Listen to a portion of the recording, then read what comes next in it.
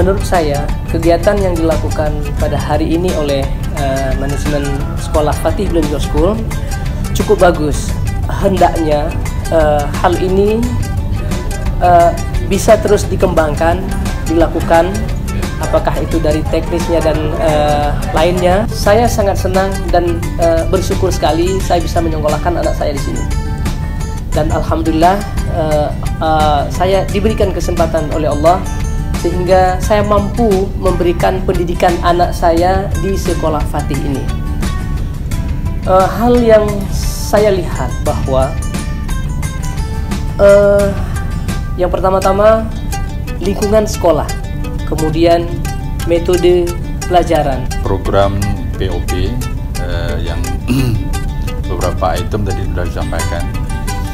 Nah, ini sejauh saya melihat bahwa di sekolah-sekolah lain saya belum pernah mendengar dan pernah melihat ya.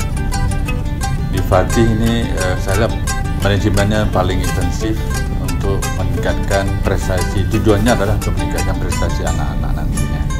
Nah, keunggulan yang saya lihat lagi adalah di Fatih ini adalah tidak hanya mengutamakan masalah intelektual, pendidikan intelektual saja, tetapi dibaringi atau diimbangi dengan pendidikan akhlak yang saya memang lebih salut lagi.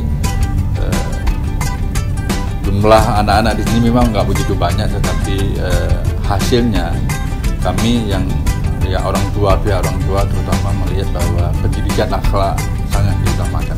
Anak saya sudah setahun di sini, mulai kelas 10, ini tahun kedua masuk tahun kedua. Mudah-mudahan saya dan bersama dengan orang tua dan ibunya itu tidak salah menempati anak di sini gitu.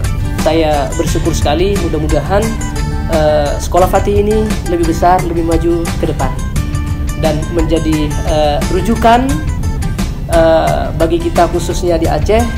Semoga sekolah Fatih ini menjadi patron ataupun menjadi suatu kebanggaan bagi Provinsi Aceh bahwa adanya sekolah yang berskala internasional di Aceh. Fatih ini adalah salah satu sekolah yang selama ini kami lihat ya, ada beberapa sekolah di Aceh yang unggul, salah satunya Fatih.